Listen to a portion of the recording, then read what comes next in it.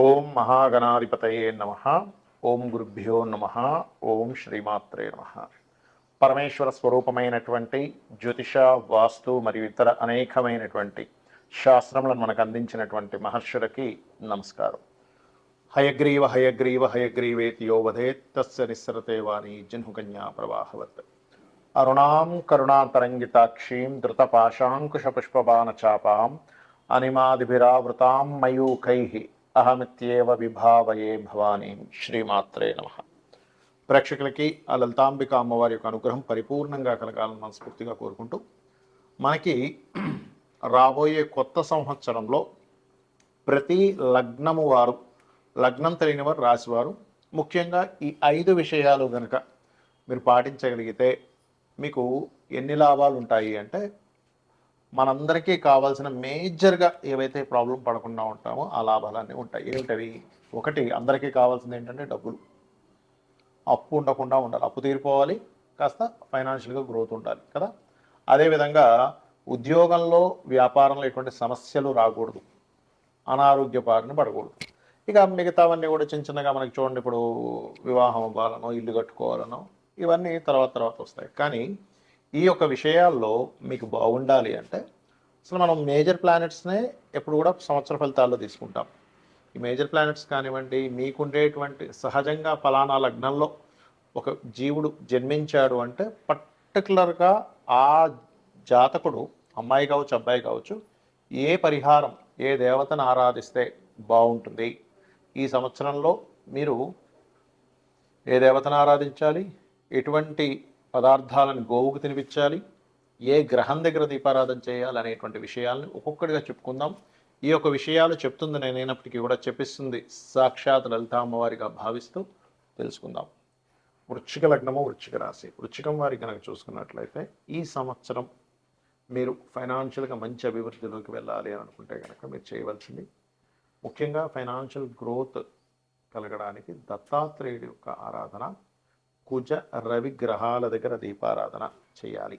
అంటే దత్తాత్రేయుని ఓం దత్తాత్రేయాయ నమః చేయొచ్చు, లేదా ఓం ధర్మాధ్యక్ష ధనాధ్యక్ష ధన ధాన్య వివర్ధనీయ నమః చేయండి.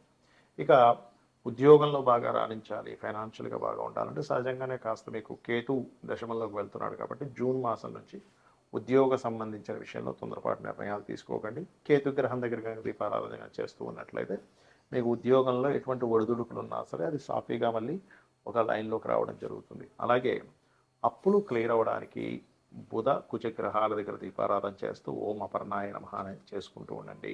వ్యాపారాలు ఎలాగో మీకు కేతు లాభంలో ఉన్న కేతు మారుతున్నాడు కాబట్టి అభివృద్ధికరమైనటువంటి విషయాలు ఇంకొంచెం డెవలప్ అవుతాయి వ్యాపారంలో. కాకపోతే మీరు వ్యాపార అభివృద్ధికి ఓం ఇంద్రగోప పరిక్షిప్త స్మరతోనావజంగికాయ నమః చేసుకోండి. గతంతో పోల్చుకున్నట్లయితే మీకు అర్ధాష్టమ శని కూడా అయిపోతుంది కాబట్టి, ఎందుకంటే ఇప్పుడు అయిపోయి కొత్త సంవత్సరం కల్లా మీకు పంచమంలోకి వెళ్ళిపోతాడు శని. కాకపోతే ఇది రాజకీయ నాయకులు వృశ్చికం వారికి కొంత మంచిది కాదు పంచమంలో శని ఉన్నప్పుడు.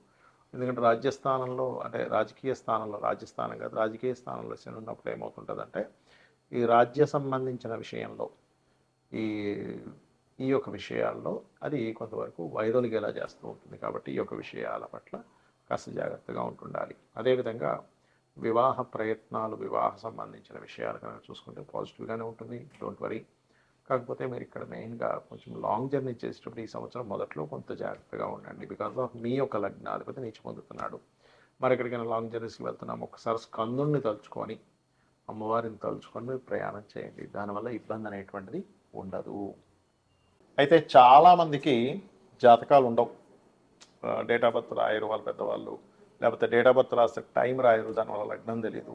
అలాంటి వారు చాలామంది నన్ను అడుగుతున్నారు, ఏమండి మాకు మరి జాతకం రాయలేదు, ఒకప్పుడు మా రాశి ఏంటో, లగ్నం ఏంటో, ఏ మహాదశ నడుస్తుందో మేము ఏం చేసుకోవాలో తెలియట్లేదు అని అన్నప్పుడు ఒకటే గుర్తుపెట్టుకోండి. చిన్న టెక్నిక్ చెప్తాను ఈ వీడియోలో మీకు.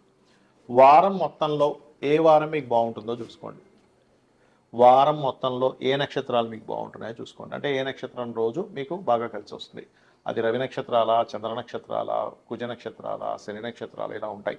లేదా వారం అయితే మీకు ఈజీగా ఉంటుంది, నక్షత్రాలు అంతా మీకు తెలియదు కాబట్టి చూసుకొని ఆ రంగాల్లో మీరు డెవలప్మెంట్ కోసం ప్రయత్నం చేయండి. అది ఎలాగా అంటే, ఇప్పుడు ఆదివారాలు బాగుంటుంది అనుకోండి ఉదాహరణకి, అంటే మీరు మెడికల్ రిలేటెడ్ సంబంధించిన వాటిలో వెళ్తే మీ లైఫ్ బాగుంటుందని అర్థం.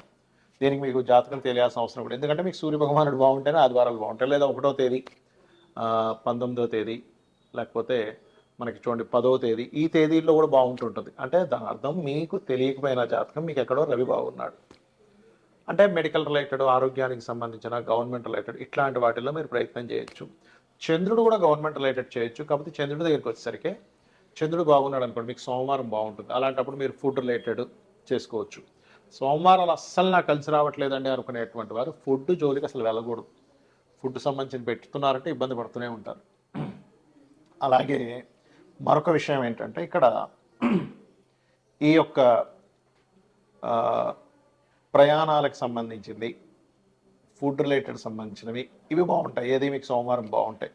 లేదా 2వ తేదీ మీ 2 వచ్చేది ఏదైనా 2, 11, 20, 29 ఇవన్నీ అంటే 2 అంకె వచ్చే రోజులు మీకు బాగుందంటే చంద్రుడు బాగున్నాడు అర్థం మీ జన్మ జాతకంలో. మరి దీనికి మనం రత్నం పెట్టుకోవడానికి కూడా ఆపాదించవచ్చా అంటే కొంతవరకు ఓకే, కానీ రత్నం ఎప్పుడైనా ఎవరైనా పెట్టుకోవాలంటే ఖచ్చితంగా మీరు మీ యొక్క డేట్ ఆఫ్ బర్త్ ఉండాలి, టైం ఉండాలి, మీకు ఏ గ్రహం బలంగా ఉందో చూసుకోవాలి. దీనివల్ల కొంత రిజల్ట్ తెలుసుకోవచ్చు, బట్ అక్యురేట్గా అంటే అది చూసుకోవాలి. అలాగే దేవతారాధన కావచ్చు, రెమెడీస్ కావచ్చు, మీ పర్సనల్ చార్ట్ ఉండాలి. బట్ మీకు దీనికోసం చెప్తున్నా. అదేవిధంగా మీకు ఒకవేళ మంగళవారాలు బాగున్నాయి, ల్యాండ్స్ బిజినెస్లు చేయొచ్చు. బుధవారాలు మా బాగా అనిపిస్తుందండి అన్నప్పుడు మీడియేటింగ్ చేసి ఏమైనా చేయొచ్చు. బ్రోకరైజేషన్ మీడియేటింగ్ చేస్తుంటారు అట్లాంటివి.